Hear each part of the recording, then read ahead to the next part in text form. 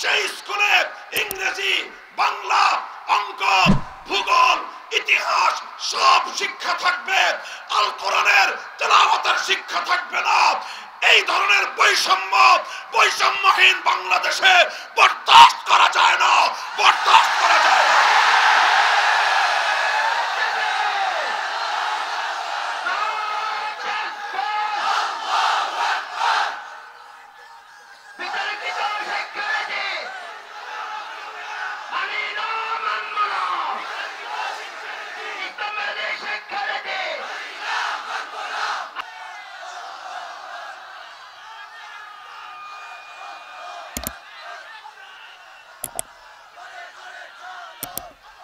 السلام عليكم ورحمة الله.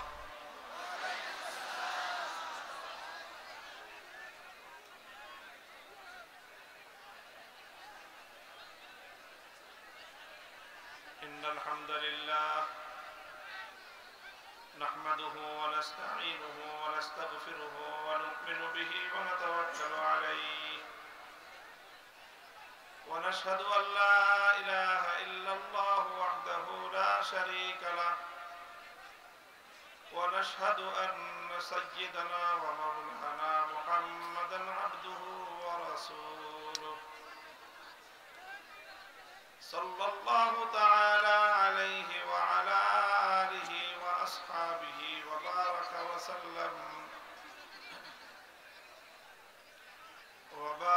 وسلم تسليما كثيرا.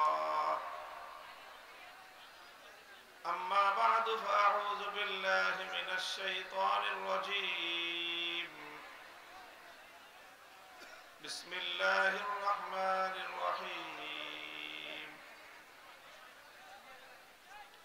هو الذي بعث في الأميين رسولا منهم يتلو عليهم آياته ويزكيهم ويعلمهم الكتاب والحكمة وإن كانوا من قبل لفي ضلال مبين. بارك الله لنا ولكم في القرآن العظيم ونفعنا وإياكم بالآيات والذكر الحكيم. اللهم صل على محمد وعلى آل محمد كما صليت على إبراهيم وعلى آل إبراهيم إنك حميد مجيد. اللهم بارك على محمد وعلى آل محمد كما باركت على إبراهيم وعلى آل إبراهيم إنك حميد مجيد.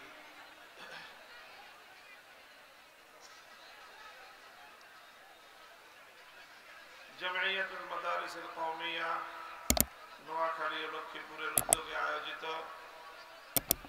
আজকের এই আজিম উশান আন্তর্জাতিক ইসলামী মহাসম্মেলনে উপস্থিত সম্মানিত সদরে জলসা, উপস্থিত হযরত উলামায়ে কেরাম, মাদারিসে কওমিয়ার হযরত মুহতামিমিন, হযরত আসাতিজায়ে কেরাম এবং প্রাণপ্রিয় ছাত্র বন্ধুগণ, সর্বস্তরের নোয়াখালী লক্ষ্মীপুর এলাকাবাসী, সর্বপ্রথম মহান আল্লাহ পাক রব্বুল আলামিনের দরবারে শুকরিয়া আদায় করছি, যেই মহান রব্বুল আলামিন আজকে আমাদেরকে এই বিপুল পরিমাণ আল্লাহর দ্বীনের সৈনিক, আল্লাহর দ্বীনকে মহব্বতকারী নবী প্রেমিক তৌহিদি জনতাকে এখানে একত্রিত হওয়ার তৌফিক দিয়েছেন। হযরত উলামায়ে কেরামের কাছ থেকে মূল্যবান দ্বীনি আলোচনা শুনবার তৌফিক দিয়েছেন। রব্বে করিমের বড়ই মেহেরবানি। এই জন্য আল্লাহর দরবারে কালিমাতুশ শুকরের হাদিয়া পেশ করি আলহামদুলিল্লাহ। আমার আলোচনার আগে এখানে কিছু কালিমাতে সানাইয়া পাঠ করা হয়েছে, এগুলোকে আমি কালিমাতে দোয়াইয়া হিসেবে আল্লাহ পাক রব্বুল আলামিনের নিকট কবুলিয়াতের প্রার্থনা করতেছি, কামনা করতেছি, এবং আপনাদের কাছ থেকেও সেটাই প্রত্যাশা করতেছি যে আপনারাও আমার জন্য দোয়া করবেন, আল্লাহ যেন কবুল করেন। যথেষ্ট রাত হয়েছে, দীর্ঘ আলোচনা করার অবকাশ এবং প্রয়োজনীয়তা নেই। আমি কোরআনে পাকের সূরাতুল জুমআ থেকে তেলাওয়াত করেছি অল্প একটু। আয়াতের বিষয়বস্তু আপনারা হয়তো অনেকেই অনুধাবন করেছেন। আয়াতের বিষয়বস্তু হলো হযরত রাসূল আকরাম সাল্লাল্লাহু আলাইহি ওয়াসাল্লাম, যিনি পৃথিবীতে একটি অনেক বড় ধরনের ইনকিলাব, বিপ্লব সাধন করেছিলেন। আইয়ামে জাহিলিয়াতের যুগে সেই আরব বেদুইনদের মরুচারী সভ্যতার বর্বরতার যুগে তিনি মক্কা, মদিনা এবং জাজিরাতুল আরবকে কেন্দ্র করে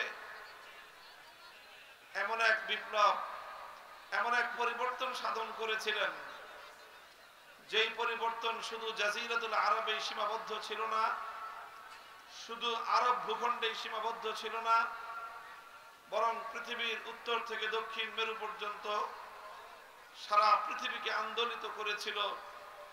সারা দুনিয়ার বর্বরতা, অসভ্যতার কবর রচনা করে মানবতা এবং ইনসানিয়তের ফুল বাগান ফুটিয়েছিল। রাসূল সাল্লাল্লাহু আলাইহি ওয়াসাল্লাম সর্বকালের, সর্বযুগের সর্বশ্রেষ্ঠ বিপ্লবী। তিনি পরিবর্তন এনেছেন। তিনি জাহিলিয়াতের অন্ধকার দূর করে তিনি আলো ফুটিয়েছেন, হেদায়েতের আলো। গুমরাহির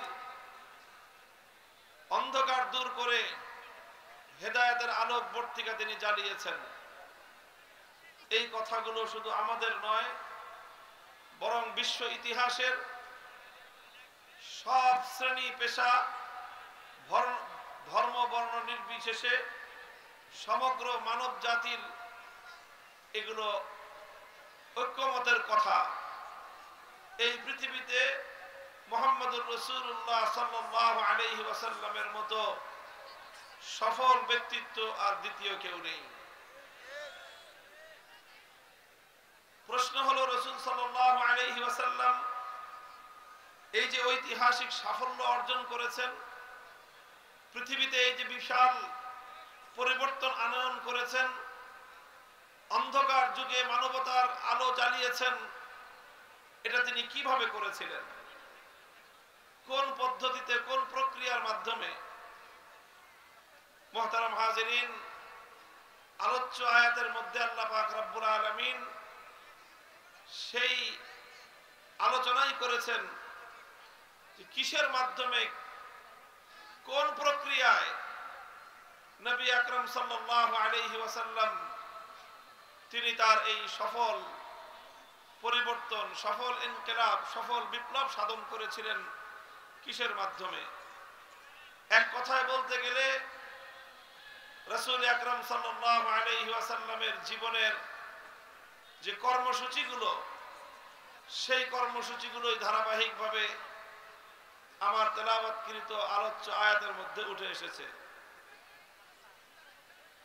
আমার তেলাওয়াতকৃত এই আয়াত, যেটা আমি সূরাতুল জুমআ থেকে তেলাওয়াত করেছি, ঠিক একই বিষয়বস্তুর আরেকটি আয়াত আল্লাহ পাক নাজিল করেছেন সূরাতুল বাকারার মধ্যে। সামান্য একটু শব্দের পার্থক্য, কিন্তু মূল বিষয়বস্তু একই। সূরাতুল বাকারার মধ্যে আল্লাহ পাক যে বিষয়গুলো বলেছেন খলিলুল্লাহ ইব্রাহিম আলাইহিস সালাতু ওয়াস সালামের দোয়া হিসেবে, আর সূরাতুল জুমআ আল্লাহ পাক রব্বুল আলামিন সেই একই কথাগুলো বলেছেন ইব্রাহিম আলাইহিস সালাতু ওয়াস সালামের দোয়ার মঞ্জুরি এবং দোয়ার কবুল হওয়া হিসেবে হযরত ইব্রাহিম আলা নবিয়িনা ওয়া আলাইহিস সালাতু ওয়াস সালাম তার সন্তান ইসমাঈল আলাইহিস সালামকে নিয়ে যখন মক্কার সেই মরু প্রান্তরে বাইতুল্লাহ তথা কাবাতুল্লাহ নির্মাণ করলেন, আল্লাহর হুকুমে তিনি বাইতুল্লাহ নির্মাণ করলেন। সেই বাইতুল্লাহকে আল্লাহ পাক রব্বুল আলামিন সারা পৃথিবীর মার্কাজ, সারা পৃথিবীর কেন্দ্রীয় মার্কাজে আল্লাহ পাক পরিণত করবেন, সেন্টার হবে সারা পৃথিবীর। সেই বাইতুল্লাহকে নির্মাণ করার জন্য ইব্রাহিম আলাইহিস সালামকে আল্লাহ হুকুম করেছিলেন। ইব্রাহিম আলাইহিস সালামের সামনে তখন মক্কার তৎকালীন সময়ের বাস্তবতা ছিল যে মক্কা নগরী এমন একটা জায়গা যেখানে শুধুমাত্র পাহাড় আর পাহাড়, চারিদিকে শুধু পাথুরে ভূমি, সেই পাহাড়ের উপত্যকা ছাড়া সেখানে আর কিছুই নাই। এক চিলতে মাটি পর্যন্ত সেই ভূমিতে নাই। কোন ফল ফসল ফুলের গাছ তো দূরের কথা, একটা সাধারণ ঘাস বা গাছ পর্যন্ত সেখানে উৎপন্ন হয় না।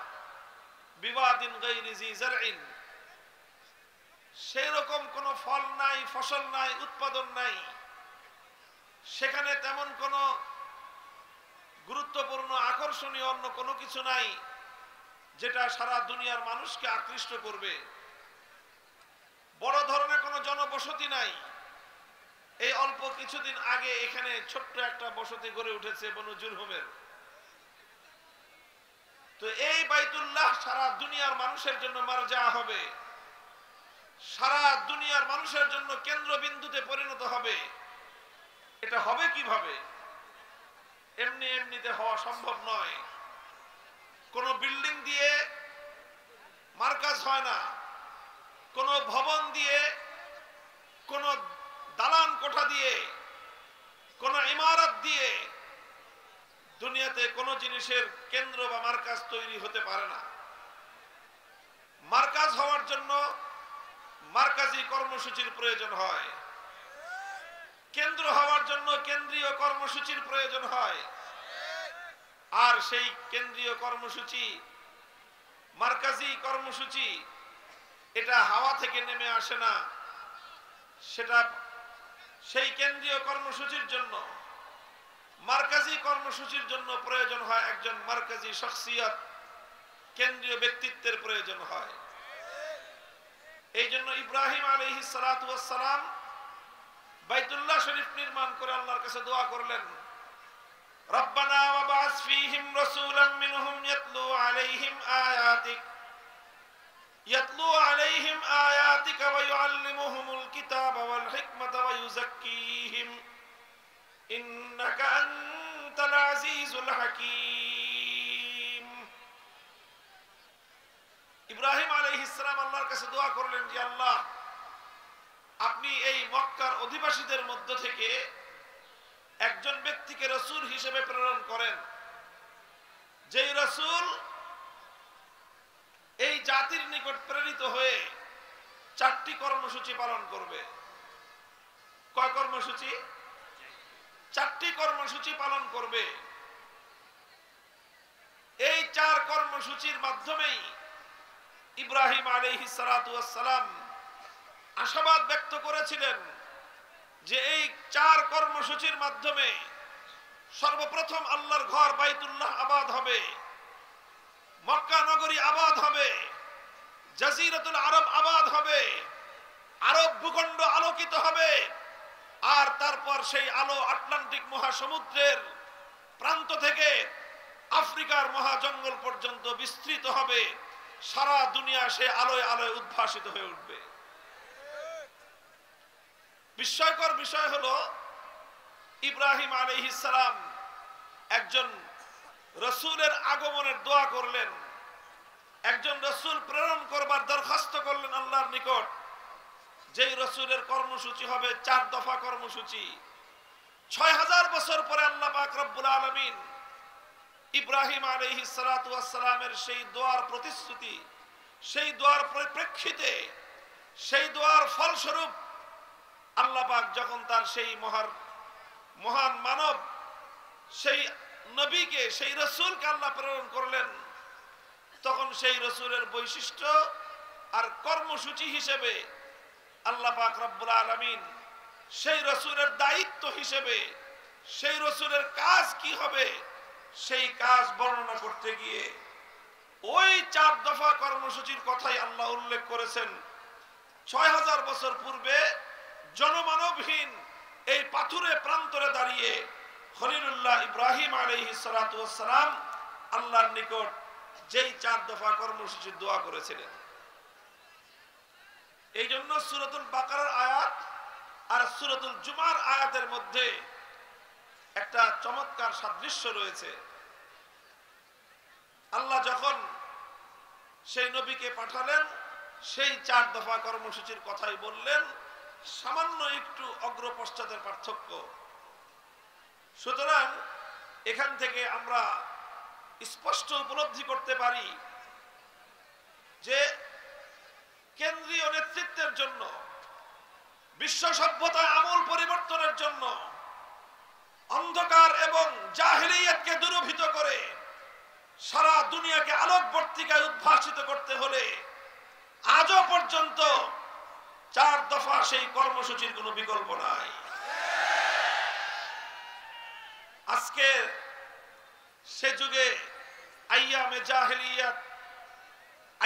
জাহেলিয়াত পরিবর্তন করে রাসূল আকরাম সাল্লাল্লাহু আলাইহি ওয়াসাল্লাম এক মহা সত্যের বিজয় ঘটিয়েছিলেন। আজকে আমরা আওয়ামী জাহিলিয়াতের সময় অতিক্রম করে একটি নতুন সভ্যতা বিনির্মাণের দ্বার প্রান্তে রয়েছি। এই আওয়ামী জাহিলিয়াতের কবর রচনা করে প্রকৃত অর্থেই যদি এ জাতি সফলতা চায়, উন্নতি চায়, প্রকৃত স্বাধীনতার মুক্তি চায়, তাহলে সেই আবার নতুন করে আরেক জাহিলিয়াতের কর্মসূচি দ্বারা এ জাতির মুক্তির কোনো সম্ভাবনা নাই। হে জাতি, যদি মুক্তি চাও, যদি প্রকৃত স্বাধীনতা চাও, যদি নতুন করে আবার উন্নতি চাও, বিশ্ব দরবারে যদি মাথা উঁচু করে আত্মমর্যাদায় বলিয়ান হয়ে মাথা উঁচু করে যদি দাঁড়াতে চাও, আল কোরআনের ঘোষিত বিশ্ব নবীর 4 দফা কর্মসূচি ছাড়া বিকল্প নাই।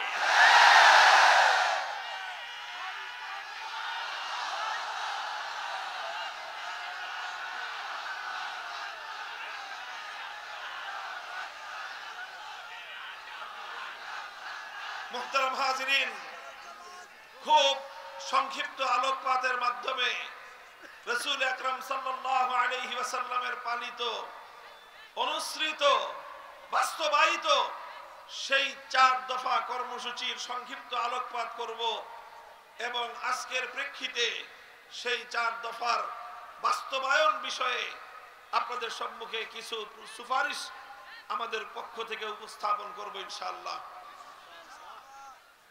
প্রথম যেই কথা, রাসূল আকরাম সাল্লাল্লাহু আলাইহি ওয়াসাল্লামের এই 4 দফা কর্মসূচির একটা বিষয়কে কেন্দ্র করে আবর্তিত হয়েছিল, একটা কেন্দ্রীয় পয়েন্ট ছিল সেই 4 দফা কর্মসূচির।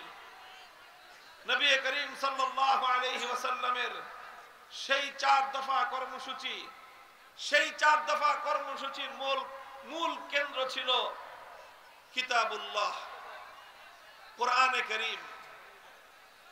মূল কেন্দ্র কি ছিল? কোরআনে কারীম। আরে এদিকে দেন, এদিকে দেন, ওদিকে ঘুরেছেন কেন?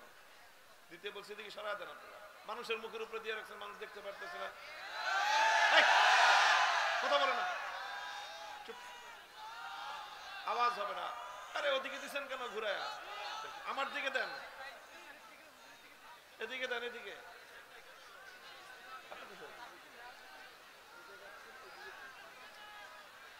শব্দ করবেন না, শব্দ করবেন না। অনেক মানুষ, সবাই একটু একটু করে আওয়াজ করলে বিকট আওয়াজ হয়ে যায়, আলোচনার ধারাবাহিকতা ক্ষুণ্ণ হয়। আপনারা বুঝতে হবে, এটা খুব ভালো করে বুঝবেন। মুহতারাম হাজিরিন, বলতেছিলাম 4 দফা এই কর্মসূচির মূল কেন্দ্রবিন্দু হলো একটাই, সেটা হলো কোরআনে কারীম। সেটা কি? কোরআনে কারীম। কিতাবুল্লাহকে কেন্দ্র করেই নবী আকরাম সাল্লাল্লাহু আলাইহি ওয়াসাল্লাম চারটি কাজ করেছেন। কিতাবুল্লাহকে মধ্যখানে রেখে সেই কিতাবুল্লাহর চারপাশ দিয়ে আল্লাহর নবীর 4 দফা কর্মসূচি বাস্তবায়িত হয়েছে। আপনারা বুঝবেন, গ্রাম অঞ্চলের মানুষ যারা, এখন তো নতুন মানুষ, নতুন প্রজন্মের লোকেরা কম বুঝবে, যারা একটু বয়স্ক তারা ভালো বুঝবে, মুরব্বীরা। এই যে যখন নাকি মাঠের ক্ষেত থেকে, ফসলের ক্ষেত থেকে যখন ধান কেটে আনে, তারপরে কি করে কৃষক? কি করে বলেন তো? ধান মাড়াই করে, তাই না? আপনাদের দেশে কি বলে? ধান মাড়াই করে। এখন তো মেশিনের যুগ চলে আসছে। এই বেশি দিন আগেও না, অল্প কিছুদিন আগের কথা বলতেছি, তখন তো মেশিন ছিল না। তখন ধান মাড়াই করতো গরু দিয়ে। ধান মাড়াই করতো গরু দিয়ে। মানুষের বাড়ির উঠানে, অধিকাংশ কৃষকদের উঠানেই এরকম গরু দিয়ে ধান মাড়াই করা হতো। গরু দিয়ে ধান মাড়াই করতো কিভাবে? 3-4টা গরু একটার সাথে আরেকটা গলা দিয়ে রশি বাঁধতো, তারপরে মধ্যখানে একটা খুঁটি গাড়তো, এই খুঁটির সাথে সেই রশিটা বেঁধে দিত, আর এরপরে এই গরু হাঁকায় দাও। এখন গরু যতই দৌড়ায় ওই খুঁটিকে কেন্দ্র করে চারদিকে তাকে ঘুরতে হয়, এর বাইরে যাওয়ার সুযোগ নাই। এইভাবে যেরকম 4টা গরুকে কেন্দ্র করে মধ্যখানের একটা খুঁটি, এই খুঁটিকে কেন্দ্র করে এই গরুগুলো যেরকম ঘুরতে থাকে, আর এই প্রক্রিয়ার মধ্য দিয়ে যেরকম ধান মাড়াই হতে থাকে, তো ওই মধ্যখানের খুঁটিটাকে যেরকম সেন্টারে রেখে সারাদিন চক্কর খায়, ঠিক তদ্রূপ আল্লাহর কোরআনকে মধ্যখানে রেখেই ইসলামের সকল কর্মসূচি আবর্তিত হয়েছে। এই জন্য কোরআনকে বাদ দিয়ে, কোরআনকে কেন্দ্রে না রেখে, কোরআনকে কেন্দ্রবিন্দু না বানিয়ে কোন প্রক্রিয়ার মধ্য দিয়ে মানব সভ্যতার উন্নতি হতে পারে না। রাসূল আকরাম সাল্লাল্লাহু আলাইহি ওয়াসাল্লাম আল্লাহর কিতাবকে মধ্যখানে রেখে 4 দফা কর্মসূচি বাস্তবায়ন করেছিলেন। 1 নম্বর কর্মসূচি, আল্লাহর কোরআন বলতেছে ধারাবাহিকভাবে, হুয়াল্লাযী বাআসা ফিল উম্মিয়্যিনা রাসূলাম মিনহুম ইয়াতলু আলাইহিম আয়াতিহি। 1 নম্বর কর্মসূচি ছিল ইয়াতলু আলাইহিম আয়াতিহি, তিলাওয়াতে কিতাবুল্লাহ, উম্মতের সামনে আল্লাহর কিতাব তথা কোরআনে পাকের তেলাওয়াত করা। তেলাওয়াতে কিতাবুল্লাহ, কোরআনের তেলাওয়াত, এটা ছিল রাসূল সাল্লাল্লাহু আলাইহি ওয়াসাল্লামের প্রথম কর্মসূচি। এটা একটা মুস্তাকিল স্বয়ং সম্পন্ন কর্মসূচি। তেলাওয়াতে কিতাবুল্লাহ, বুঝে আসুক বা না আসুক, এর অর্থ এবং মর্ম ব্যাখ্যা কেউ বুঝতে পারুক বা না পারুক, সেগুলো পরের প্রশ্ন। শুধুমাত্র কোরআনের তেলাওয়াত, এটাই ছিল রাসূল সাল্লাল্লাহু আলাইহি ওয়াসাল্লামের সবচেয়ে বুনিয়াদী কর্মসূচি, প্রথম কর্মসূচি। জাহিলিয়াতের কুহেলিকা ভেদ করবার জন্য, জাহিলিয়াতের এই লৌহ প্রাচীরকে ভেঙে গুড়িয়ে দেওয়ার জন্য বিশ্বনবী মুহাম্মদ আরবি সাল্লাল্লাহু আলাইহি ওয়াসাল্লাম জাহিলিয়াতের বর্বরতার অন্ধকারের প্রাচীরের মধ্যে সর্বপ্রথম যে আঘাত এনেছিলেন, সে আঘাত ছিল আল্লাহর কোরআনে পাকের তেলাওয়াতের এই আওয়াজ ধ্বনি। কোরআনের তেলাওয়াতের মধ্যে আল্লাহ পাক রব্বুল আলামিন এই পাওয়ার, এই অ্যাকশন, এই প্রভাব আল্লাহ পাক রব্বুল আলামিন রেখে দিয়েছেন। অনেক মানুষ মনে করতে পারে, বা অনেকে মনে করেও এরকম, যে না বুঝে পড়লে, অনেকে আবার এটাকে একটু ব্যঙ্গাত্মক শব্দে বলে, তোতা পাখির মতো শুধুমাত্র মুখে ঠোঁট নাড়ায় আওড়ায় লাভটা কি? না, কোরআন সম্পর্কে এই কথা সঠিক নয়। এটা একটা বিভ্রান্তিমূলক কথা, এটা একটা মূর্খতাপূর্ণ কথা। কোরআন পৃথিবীর অন্যান্য গ্রন্থের মতো নয়। পৃথিবীর অন্য যে কোনো বিষয়বস্তুর গ্রন্থ, অন্য যে কোনো বিষয়বস্তুর বই পাঠ করলে, অর্থ না বুঝে পাঠ করলে কোনো উপকারিতা নাই। কেউ যদি সাহিত্যের বই পাঠ করে, অর্থ যদি না বুঝে, লাভ হবে না। কেউ যদি দর্শন শাস্ত্রের বই পাঠ করে অর্থ না বুঝলে উপকার পাবে না। কেউ যদি বিজ্ঞানের বই পাঠ করে অর্থ মর্ম না বুঝলে সে তার কোনো বৈজ্ঞানিক হতে পারবে না, বিজ্ঞান থেকে কোনো সে উপকৃত হতে পারবে না। কেউ যদি গল্পের বইও পড়ে অর্থ যদি না বুঝে গল্পের মাহাত্ম্য সে বুঝবে না। উপন্যাসের বইও যদি কেউ পড়ে অর্থ না বুঝলে উপন্যাসের চরিত্রগুলোকে সে ধারণ করতে পারবে না। পৃথিবীর অন্য সব বিষয়ের বেলায় এই কথা প্রযোজ্য। অর্থ না বুঝে শুধু বই পড়ে গেলে কোনো লাভ হবে না, কিন্তু এক্সেপ্ট আল্লাহর কোরআন, একমাত্র আল্লাহর কোরআনে পাক, যেটা এমন এক কিতাব, এটা অর্থ বুঝে পড়লে যেরকম এর অ্যাকশন হয়, এর প্রভাব তৈরি হয়, অর্থ বুঝে না পড়লেও শুধুমাত্র কোরআনের তেলাওয়াত, এটাই এমন এক বৈপ্লবিক কর্মসূচি, মানুষের হৃদয়ের সমস্ত জড়তার দেয়াল ভেঙে গুড়িয়ে দিতে পারে। এই জন্য যারা পবিত্র কোরআনে কারীমকে অন্য সাধারণ গ্রন্থের উপর, অন্য সাধারণ পাঠের উপর যারা অনুমান করে বলে যে কোরআন না বুঝে পড়ে কি ফায়দা, কি লাভ, এটা তাদের অজ্ঞতা প্রসূত কথা। কোরআন বুঝতে হবে সেটা ভিন্ন কথা, কোরআনের মর্ম জানতে হবে সেটা ভিন্ন কথা, কিন্তু কোরআনের তেলাওয়াত এটা হলো একটা স্বয়ং সম্পন্ন কর্মসূচি, এবং এটাই হলো রাসূল সাল্লাল্লাহু আলাইহি ওয়াসাল্লামের প্রথম এবং বুনিয়াদী কর্মসূচি। এই জন্য আল্লাহ পাক যখন কোরআনের তেলাওয়াতের কথা বলেছেন তখন এই শর্ত আরোপ করেননি যে কোরআন বুঝে তেলাওয়াত করতে হবে, বরং আল্লাহর নবীর প্রথম কর্মসূচি হিসেবে আল্লাহ পাক রব্বুল আলামিন দ্ব্যর্থহীন কণ্ঠে বলে দিয়েছেন, ইয়াতলু আলাইহিম আয়াতিহি হুয়াল্লাযী বা'আসা ফিল উম্মিয়্যিনা রাসূলাম মিনহুম ইয়াতলু আলাইহিম আয়াতিহি। তিলাওয়াতে কিতাবুল্লাহ এটা হলো মহানবী সাল্লাল্লাহু আলাইহি ওয়াসাল্লামের প্রথম এবং বুনিয়াদী কর্মসূচি। শুধু অর্থ ছাড়াও কোরআনে কারীমের তেলাওয়াত এটা মানুষের হৃদয়ের মধ্যে প্রভাব তৈরি করে। আলহামদুলিল্লাহ, ইতিহাস তার সাক্ষী। আজও যদি কোনো মানুষ, যে কোনো ব্যক্তি ধারাবাহিকভাবে যদি শুধুমাত্র আল্লাহর কোরআনের তেলাওয়াত শুনতে থাকে, আল্লাহর নামের শপথ করে আমি বলতে পারি তার হৃদয়ের বদ্ধ দুয়ারগুলো কোরআনের তেলাওয়াত যেভাবে খুলতে পারবে, পৃথিবীতে কোরআন ছাড়া আর কোনো কিছু নাই যেটা একজন মানুষের হৃদয়ের বদ্ধ দুয়ারকে উন্মুক্ত করে দিতে পারে। সিরাতের কিতাব, ইতিহাসের কিতাব, সিয়ারুস সাহাবা, সাহাবায়ে কেরামের ইতিহাসের কিতাবের মধ্যে লেখা হয়, আবু বকর সিদ্দিক রাদিয়াল্লাহু তাআলা আনহুর জীবনীতে লেখা হয়, বুখারী শরীফ সহ বিভিন্ন হাদিসের কিতাবের মধ্যে এই ওয়াকিয়া এবং এই ঘটনার বর্ণনা রয়েছে। একবার আবু বকর রাদিয়াল্লাহু আনহু মক্কা ছেড়ে তিনি চলে যাচ্ছেন। পথিমধ্যে মক্কার একজন আরবের একজন প্রসিদ্ধ নেতা সরদার ইবনুদ দাগিনা তার নাম, ইবনুদ দাগিনার সঙ্গে সাক্ষাৎ। ইবনুদ দাগিনা আবু বকর সিদ্দিককে, আবু বকরকে জিজ্ঞাসা করলেন কোথায় যাচ্ছেন? আবু বকর বললেন যে মক্কায় থাকবো না। কেন থাকবেন না? মক্কার মানুষ আমাকে জ্বালা যন্ত্রণা দেয়, উত্ত্যক্ত করে, কষ্ট দেয়, নির্যাতন করে, এজন্য আমি মক্কা ছেড়ে চলে যাচ্ছি।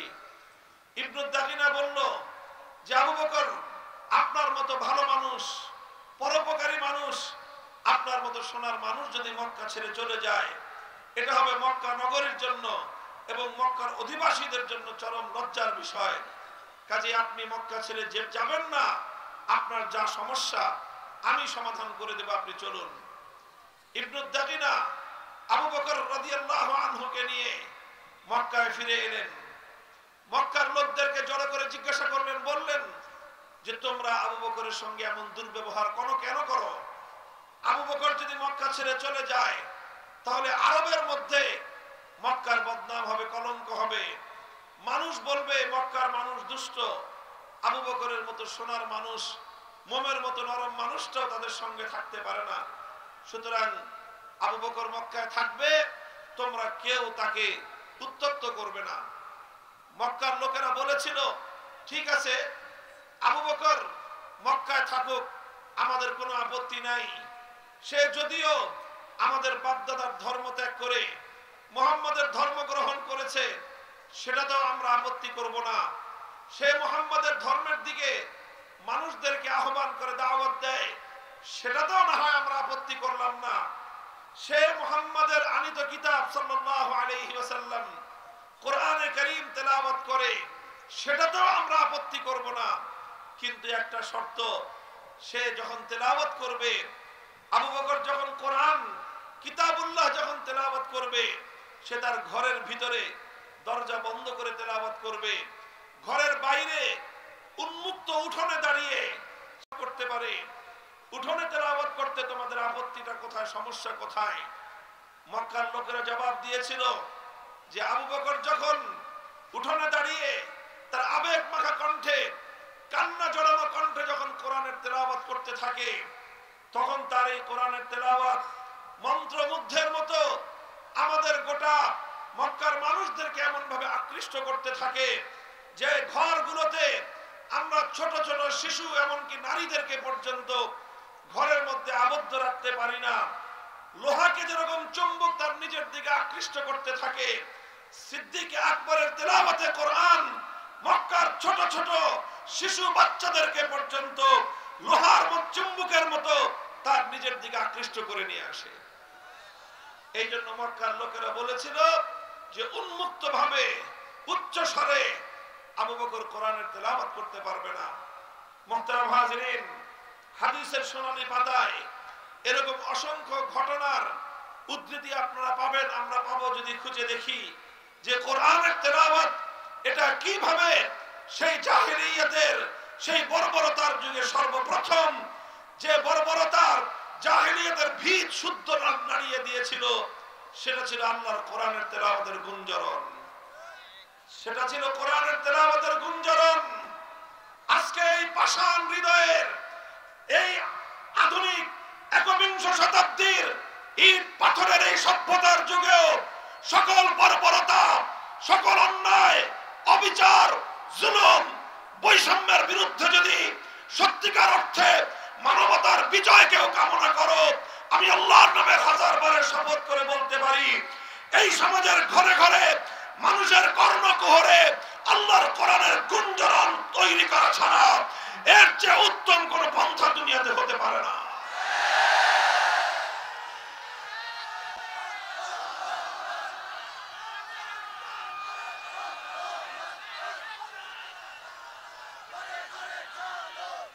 আলহামদুলিল্লাহ, নবী আকরাম সাল্লাল্লাহু আলাইহি ওয়াসাল্লামের সেই কর্মসূচি তেলাওয়াতে কিতাবুল্লাহ আজ আমাদের সমাজে আছে, টিকে আছে, সীমিত পরিসরে হলেও টিকে আছে।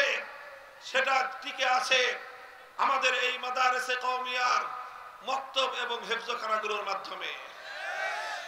এই মক্তব এবং হেফজখানাগুলো থেকে মুসলমানদের সন্তানদেরকে আল্লাহর কোরআনের বিশুদ্ধ তেলাওয়াত, শুধু তেলাওয়াত শুদ্ধ করে তাদেরকে শিক্ষা দেওয়া হয়। আর আমাদের এই সোনার সন্তানেরা, কচিকাঁচা বাচ্চারা কোরআনের তেলাওয়াত নিয়ে মুসলিম সমাজের ঘরে ঘরে, মুসলিম সমাজের পাড়ায় পাড়ায়, মুসলিম সমাজের মহল্লায় মহল্লায় তারা আল্লাহর কোরআনের তেলাওয়াতের যে গুঞ্জরণ তুলে, সেই গুঞ্জরণের কারণে আজ আল্লাহর এই জমিনে কোন জাহিলিয়াতের দাঁত গায়ে বসতে পারে নাই। এজন্য তারা বারবার চেষ্টা করে, বারবার তারা চেষ্টা করে কোরআনের তেলাওয়াতের এই দুর্গগুলোকে উপড়ে ফেলতে। তারা এই মক্তব হেফজখানাগুলোর উপর নানা রকম বৈষম্যের নীতি চাপিয়ে এই মেহনতের ধারাকে বন্ধ করে দিতে চায়। এটা চেয়েছিল ব্রিটিশ সাম্রাজ্যবাদী শক্তি, এটা চেয়েছে সমস্ত জাহেলিয়াতের ধারক বাহক শক্তিগুলো নানা কৌশলে, নানা ষড়যন্ত্রের মধ্য দিয়ে মক্তব, হিফজ, কোরআনের এই শিক্ষা ব্যবস্থাকে সংকুচিত করে দেওয়ার পায়তারা চালিয়েছে। কথা বলেন ঠিক না বেঠিক? মনে রাখতে হবে, এটা আল্লাহর কোরআনের সবচেয়ে বুনিয়াদী মারকাজ। মক্তব, হিফজখানা আল্লাহর কোরআনের সবচেয়ে বুনিয়াদী দুর্গ। এই দুর্গ যদি ধসে পড়ে, উম্মার অস্তিত্ব বিলুপ্ত হয়ে যাবে। এই জন্য শপথ নিতে হবে প্রতিটি মুসলমানের, প্রত্যেকটি ইমানদারের, যেভাবে একটি দুর্গে আশ্রয় গ্রহণকারী এক একজন সৈনিক দুর্গের দেয়াল রক্ষা করার জন্য জীবনপণ লড়াই করতে থাকে, সদস্যরা, উম্মতে মুহাম্মাদিয়ার সদস্যরা আমাদেরকে শপথ নিতে হবে, কোরআনী প্রতিষ্ঠানের উপর যদি কেউ কোনো আঘাত করবার চেষ্টা করে, হামলা করবার চেষ্টা করে, সংকুচিত করবার চেষ্টা করে, জীবনের বিপদ বিনিময় হলেও গোটা জাতি ঐক্যবদ্ধভাবে সেই ষড়যন্ত্রে রুখে দাঁড়াতে হবে।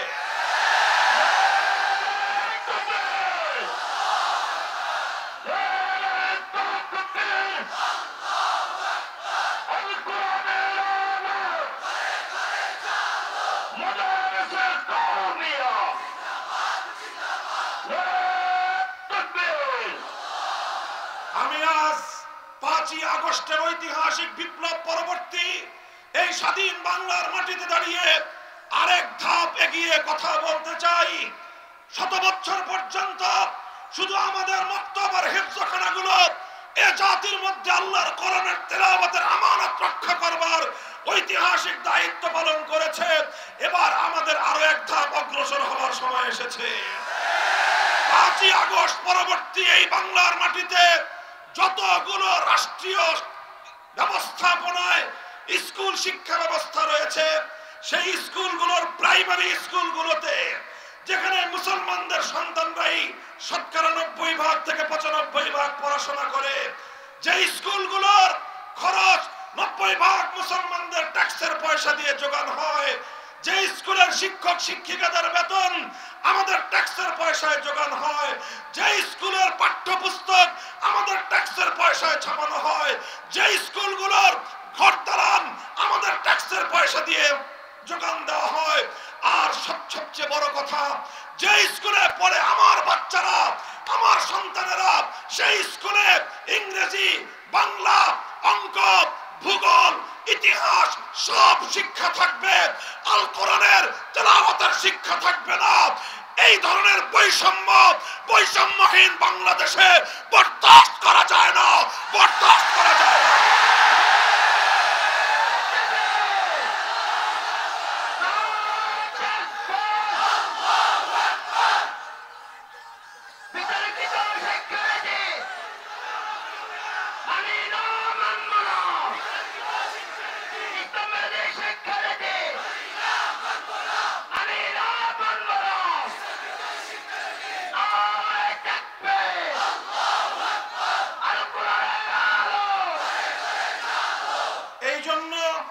এটা আজ আমাদের গণদাবিতে পরিণত করতে হবে। আমরা বাংলাদেশের রাজনৈতিক নেতৃবৃন্দ, প্রশাসনিক কর্মকর্তা, সকল শিক্ষাবিদ, সচেতন সুশীল মহল এবং শিক্ষক শিক্ষিকা মণ্ডলী, স্কুলগুলোর পরিচালনা পরিষদের সঙ্গে সম্পৃক্ত ব্যক্তিবর্গ সকলের কাছে আমরা উদাত্ত আহ্বান জানাচ্ছি, প্রতিটি স্কুলে, প্রতিটি প্রাইমারি স্কুলে অন্য সকল শিক্ষার পাশাপাশি আমাদের কচিকাঁচা সন্তানদের কচি হৃদয়ের মধ্যে, তাদের এই নিষ্কলুষ অন্তরের মধ্যে আল্লাহর কোরআনের বিশুদ্ধ তেলাওয়াত শিক্ষা দেওয়ার জন্য প্রতিটি স্কুলে একজন বিশুদ্ধ কোরআনের তেলাওয়াতের শিক্ষক, নুরানি অথবা নাদিয়ার শিক্ষক নিয়োগ দেওয়ার মাধ্যমে শাহজালালের এই বাংলাদেশের বিপ্লব পরবর্তী মুসলমানদের গণদাবি বাস্তবায়ন করতে হবে। মুহতারাম হাজিরিন, এটা আমরা বলছি আজ, এই বলা শুরু করলাম, আমরা একটা একটা করে কথা উত্থাপন করছি, আর এভাবে আমরা লক্ষ্য করব, পর্যবেক্ষণ করব আমাদের কথাগুলো এই রাষ্ট্র ব্যবস্থা কতটুকু গুরুত্বের সঙ্গে পরিপালন করার উদ্যোগ গ্রহণ করে, সেটা পর্যবেক্ষণ করে আমরা আমাদের পরবর্তী পদক্ষেপ আমরা নির্ধারণ করব ইনশাআল্লাহ।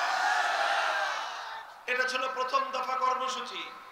আল্লাহর পয়গম্বর বিশ্বনবী মুহাম্মদুর রাসূলুল্লাহ সাল্লাল্লাহু আলাইহি ওয়াসাল্লাম আল্লাহ পাকের মহাগ্রন্থ, মানবতার মুক্তির গ্রন্থ আল কোরআনুল কারীমকে কেন্দ্র করে নবী আকরাম সাল্লাল্লাহু আলাইহি ওয়াসাল্লাম প্রথম যে দায়িত্ব এবং কর্মসূচি পালন করেছেন সেটা হলো ইয়াতলু আলাইহিম আয়াতিহি তিলাওয়াতে কিতাবুল্লাহ।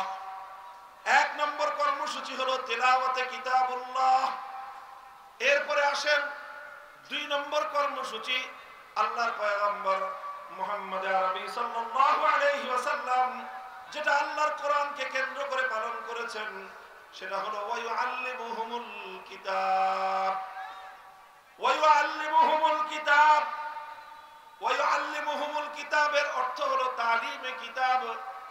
এক নম্বর কর্মসূচি ছিল তেলাওয়াতে কিতাব, দুই নম্বর কর্মসূচি হলো তালিমে কিতাব। মনে থাকবে? এক নম্বর কর্মসূচি তেলাওয়াতে কিতাবুল্লাহ, দুই নম্বর কর্মসূচি হলো তালিমে কিতাবুল্লাহ। দুই নম্বর কর্মসূচি কি? তালিমে কিতাবুল্লাহর অর্থ হলো যেই কোরআনকে তুমি তেলাওয়াত করলা, যেই কোরআনের তেলাওয়াতকে তুমি কর্ণকুহরে গুঞ্জরিত করে হৃদয়ের মণিকোঠায় জাহিলিয়াত এবং অন্ধকার দূরীভূত করবার জন্য তুমি গ্রথিত করলা, এবার তুমি সেই কোরআনের প্রতি আরো মনোযোগী হও। শুধুমাত্র কোরআনের তেলাওয়াতের মধ্যেই যেন তোমার দায়িত্ব ক্ষান্ত না হয়। দুই নম্বর কর্মসূচি হলো তালিমে কিতাবুল্লাহ তথা আল্লাহর কিতাবের মর্ম, অর্থ, উদ্দেশ্য, ব্যাখ্যা আল্লাহর বান্দাদেরকে, বিশ্ববাসীকে অবগত করানো, শিক্ষা দেওয়া। এক কথায় বলতে গেলে কোরআনের মর্ম বুঝানো, কোরআনে পাকের উদ্দেশ্য বুঝানো, কোরআনে পাকের অর্থ এবং ব্যাখ্যা শিক্ষা দেওয়া, এটা ছিল রাসূল আকরাম সাল্লাল্লাহু আলাইহি ওয়াসাল্লামের দুই নম্বর কর্মসূচি। মুহতারাম হাজিরিন, কোরআন বুঝতে হবে। উম্মতের জন্য জরুরি বিষয় হলো আল্লাহর কিতাবটা বুঝা চাই, বুঝতে হবে। আলহামদুলিল্লাহ সুম্মা আলহামদুলিল্লাহ, এই উপমহাদেশের মাদারেসগুলো তালিমে কিতাবুল্লাহর জন্য 1-2 বছর নয়, 10 বছরের একটা বিশাল পাঠ্যসূচি নির্ধারণ করেছে। এই 10 বছরের পাঠ্যসূচির মূল উদ্দেশ্যই হলো তালিম মুসলমানের সন্তানেরা আল্লাহর কিতাবের মর্ম বুঝতে পারে, আল্লাহর কিতাবের অর্থ এবং উদ্দেশ্য যেন বুঝতে পারে। উদ্দেশ্য বুঝে তারা যেন এই জাতিকে বোঝাতে পারে, এই জাতিকে যেন তারা সতর্ক করতে পারে। প্রতিটি মানুষের মনে মনে, প্রতিটি মানুষের কানে কানে যেন তারা আল্লাহর কোরআনে পাকের পয়গামগুলো তারা পৌঁছে দিতে পারে। মক্তবে 2 বছর, হেফজখানা 3 বছর, 5 বছরের সিলেবাস তেলাওয়াতে কিতাবুল্লাহর জন্য। এরপরে ইবতিদায়ী থেকে মারহালাতুত তাকমিল পর্যন্ত 10 বছরের নিসাব পাঠ্যসূচি হলো তালিমে কিতাবুল্লাহর জন্য, অর্থাৎ আল্লাহর কিতাবকে, আল্লাহর কিতাবের মর্ম এবং তার অর্থ নিজেরা বুঝে জাতিকে বোঝানোর জন্য। বলেন কথা ঠিক না বেঠিক? আলহামদুলিল্লাহ, এই মাদারিসে কওমিয়ার মাধ্যমে কিতাবুল্লাহ যে তালিম তারা নিজেরা অর্জন করছে, লক্ষ লক্ষ জাতির সন্তানরা কোরআনে পাকের সঠিক জ্ঞান, পূর্ণাঙ্গ জ্ঞান যদি এই জমিনে শিক্ষা অর্জন করে থাকে, তাহলে তার সবচেয়ে বড় অবদান এদেশের কওমি মাদারিসে। জাতির প্রয়োজন, মুসলমানদের প্রয়োজন। আল্লাহর কোরআন শুধুমাত্র আলেমদের জন্য নাজিল হয় নাই, আল্লাহর কোরআন শুধুমাত্র কওমি মাদ্রাসার হুজুরদের জন্য নাজিল হয় নাই। আল্লাহর কোরআন নাজিল হয়েছে গোটা সমগ্র মানব জাতি। কথা বলেন ঠিক না বেঠিক? আমার বড় আক্ষেপ লাগে, বড় দুঃখ লাগে, এই সমাজে কত মানুষ এমন আছে, কত মানুষ এমন আছে পড়াশোনা কম করে নাই, তারা সাহিত্যের বই হাজার হাজার বই পাঠ করেছে, দর্শনের বই হাজার হাজার পাঠ করেছে, গল্প উপন্যাসের বই হাজার হাজার পাঠ করেছে, অনেকে সায়েন্সের বই, মেডিকেলের বই, ডাক্তার হতে গিয়ে হাজার হাজার লক্ষ লক্ষ পৃষ্ঠা পাঠ করেছে।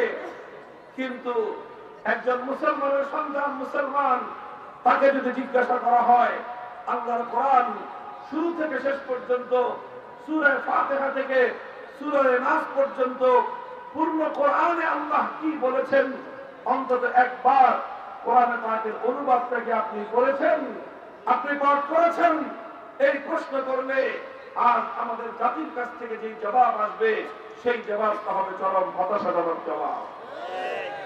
অথচ উলামায়ে কেরাম চেষ্টা করছেন তাফসীরুল কোরআন মাহফিলগুলোর মাধ্যমে উলামায়ে উম্মত জাতির কাছে কোরআনের মর্ম পৌঁছানোর চেষ্টা করছেন। উলামায়ে উম্মত তাফসীরুল কোরআন লিখে লিখে মানুষের কাছে কোরআনের তাফসীর পৌঁছানোর চেষ্টা করছেন, কোরআনের তরজমা এবং অনুবাদ লিখে মানুষের কাছে কোরআনের পয়গাম পৌঁছানোর চেষ্টা করছেন। এভাবে আজও পর্যন্ত আলেম সমাজ আল্লাহর পয়গম্বরের দ্বিতীয় দফা কর্মসূচি তালিমে কিতাবকে বাস্তবায়ন করে চলেছেন। কথা বলে ঠিক না বেঠিক? এই জন্য তালিমে কিতাব এটা একটা জরুরি কর্মসূচি। এটা ছিল রাসূল সাল্লাল্লাহু আলাইহি ওয়াসাল্লামের দ্বিতীয় দফা কর্মসূচি। তিলাওয়াতে কিতাবুল্লাহ সেটা শুধু তেলাওয়াত, এটা একটা পূর্ণাঙ্গ কর্মসূচি। আর কোরআনের মর্ম বুঝা এবং বুঝানো এটা আরেকটা পূর্ণাঙ্গ কর্মসূচি। আসেন, আমি কথা বন্ধ করতেছি না, দুই দফার আলোচনা শেষ, তৃতীয় দফা কর্মসূচি এটা একটু গভীর মনোযোগ দিয়ে বুঝবার জিনিস। তৃতীয় দফা কর্মসূচি কি? ওয়ায়ুআল্লিমুহুমুল কিতাব ওয়াল হিকমা। আল হিকমা মাফউলে সানি, ইউআল্লিমুহুম আল কিতাব ওয়াল হিকমা আসলে মাফউলে সালিস। তালিম এটা মুতাআদ্দি মাফউলে, আল্লাহ পাক রব্বুল আলামিন তাদেরকে শিক্ষা দিয়েছেন। মাফউলে সানি আল কিতাব, আল কিতাবের উপর আতফ হয়েছে আল হিকমা, তার অর্থ হলো তালিমে হিকমত। এক কথায় বলতে গেলে তালিমে হিকমত। তালিমে হিকমত কি বললাম? সবাই বলেন কি বললাম? তালিমে হিকমত। এক নম্বর কর্মসূচি ছিল তেলাওয়াতে কিতাব, দুই নম্বর কর্মসূচি ছিল তালিমে কিতাব, তিন নম্বর কর্মসূচি হলো তালিমে হিকমত। তিন নম্বর কর্মসূচি কি? তালিমে হিকমত। তালিমে হিকমত কি জিনিস? হিকমতের দ্বারা কি উদ্দেশ্য? মুফাসসিরিন ইকরামগণ হিকমতের অনেক ব্যাখ্যা করেছেন। মারিফুল কোরআনের মধ্যে আল্লামা মুফতি শফি রহমাতুল্লাহি আলাইহি হিকমতের সবচেয়ে অগ্রগণ্য এবং সবচেয়ে তাৎপর্যময় যে ব্যাখ্যাটা করেছেন সেটা হলো তালিমে হিকমতের অর্থ হলো আল্লাহর নবী কোরআনে পাক শুধু তেলাওয়াত করে দায়িত্ব ক্ষান্ত করেননি, তেলাওয়াতের পরে তিনি কোরআনের মর্ম বুঝিয়েছেন, ব্যাখ্যা বুঝিয়েছেন। এটা ছিল তালিমে কিতাব। আল্লাহর নবী শুধুমাত্র কোরআনের মর্ম, কোরআনে পাকের ব্যাখ্যা শুধু বলে বলে মানুষকে বুঝাই দিয়ে দায়িত্ব ক্ষান্ত করেন নাই, বরং কোরআনের ব্যাখ্যা বুঝানোর পর, কোরআনের মর্ম ব্যাখ্যা করার পরে আল্লাহর নবীর তিন নম্বর দায়িত্ব হলো তালিমে হিকমত। তালিমে হিকমতের অর্থ হলো যেই আয়াত তেলাওয়াত করলা, কোরআনের যে অংশ তুমি ব্যাখ্যা করে মর্ম বুঝালা, এবার তিন নম্বর দায়িত্ব হলো কোরআনে পাকের সেই আয়াতের অর্থ, সেই আয়াতের বিধান, সেই আয়াতের যে কথা, সেই বিধানটাকে কার্যে পরিণত করার মাধ্যমে আমলি ভাবে উম্মতকে দেখিয়ে শিক্ষা দেওয়া, এটার নামই হলো তালিমে হিকমত। অর্থাৎ এক কথায় বলতে গেলে কোরআনে পাকের প্র্যাকটিক্যাল করা। যারা জেনারেল শিক্ষার্থী বা জেনারেল শিক্ষার সাথে পরিচিত তারা খুব ভালো করে জানেন জেনারেল শিক্ষায় অনেক সাবজেক্ট এমন আছে যেগুলো শুধুমাত্র বই পড়ার মাধ্যমে, লেকচার শোনার মাধ্যমে সেই পড়াশোনাগুলো আয়ত্ত করা যায় না, বরং লেকচার শোনার পর সেটাকে আয়ত্ত করতে হলে প্র্যাকটিক্যাল করতে হয়। প্রত্যেকটা মেডিকেল কলেজে, প্রত্যেকটা ক্লাসরুমের সাথে একটা করে প্র্যাকটিক্যাল ল্যাবরেটরি থাকে। সেখানে শিক্ষার্থীরা প্রথমে শিক্ষকদের কাছ থেকে বই পড়ে, লেকচার শুনে, বক্তব্য শুনেই তারা ডাক্তার হতে পারে না, বরং যে বিষয়টা বইয়ের মধ্যে পড়ানো হলো, লেকচারের মধ্যে যে বক্তব্যটা তাদেরকে শোনানো হলো, সেটাকে পরিপূর্ণ বোঝানোর জন্য ল্যাবরেটরিতে নিয়ে তাদেরকে প্র্যাকটিক্যাল দেখানো হয়।